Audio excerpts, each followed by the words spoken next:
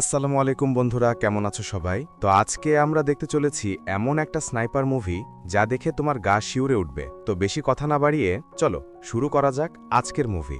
হোতা অভিযান সম্পন্ন করার জন্য সেরা স্নাইপার এবং পর্যবেক্ষক ৪০ ডিগ্রি তাপে ৮ ঘন্টা পাহারা দিয়ে দাঁড়িয়েছিলেন। লক্ষ্যবস্তু অবশেষে ঘর থেকে বেরিয়ে এসেছিল। ডুগান স্থিরভাবে নিঃশ্বাস ফেললেন এবং ট্রিগারটি টেনে দিলেন। গুলিটি কিছুক্ষণের জন্য গ্লাইড করার সাথে সাথে তালেবান নেতা ঘটনাস্থলেই নিহত হন। মিশন সম্পন্নকারী দুজন থামেনি এবং অবিলম্বে ক্যাম্পে ফিরে যাওয়ার জন্য পিকআপ ট্রাকে উঠে পড়ে। ব্রিটিশ স্পেশাল ফোর্সের সবচেয়ে শক্তিশালী স্নাইপার হিসেবে ডুগান তালেবান নেতাকে হত্যার কঠিন কাজের জন্য দায়ী ছিলেন। পর্যবেক্ষক গ্যারির সহযোগিতায় তারা একের পর এক লক্ষ্যবস্তু সফলভাবে হত্যা করে, কিন্তু তারা খুব বেশি বিশ্রাম নেওয়ার আগেই ক্যাপ্টেন আরেকটি গুরুত্বপূর্ণ মিশন জারি করেন। এবার তাদের একজন তালেবান ফিল্ড কমান্ডারকে জীবিত ধরতে হয়েছিল। নির্ভরযোগ্য সূত্র অনুসারে অন্য পক্ষ আজ এক আত্মীয়ের বিয়েতে যোগ দেবে। তাকে ধরার এটি ছিল একটি বিরল সুযোগ। যেহেতু এবার লক্ষ্য ছিল একটি নরম গ্রেপ্তার, প্রথমে দলের সদস্যরা সবাই কথা বলছিলেন এবং হাসছিলেন এবং তাদের কোনো পাতা ছিল না। তবে তারা জানত না যে এটি সাধারণ গ্রেপ্তার অভিযানে একটি বড় দুর্ঘটনা ঘটতে পারে। আক্রমণকারী দলটি একটি ভারী শুল্ক পিকআপ ট্রাক সরাসরি ঘটনাস্থলে নিয়ে যায়। ডুগান এবং গ্যারি আগে থেকে গাড়ি থেকে নেমে পড়ে। তারা লক্ষ্যবস্তু থেকে খুব দূরে স্নাইপার রাইফেল স্থাপন করে এবং বাইরের প্রতিটি গতিবিধি পর্যবেক্ষণ করে। শীঘ্রই আক্রমণকারী দল বিবাহস্থলে পৌঁছে। দলের নেতা তালেবান রক্ষীদের তাদের বন্দুক নামিয়ে লক্ষ্যবস্তু হস্তান্তর করতে বলেন, কিন্তু অপরপক্ষ কিভাবে এত সহজে তাদের নেতাকে হস্তান্তর করতে পারে? যখন উভয় পক্ষ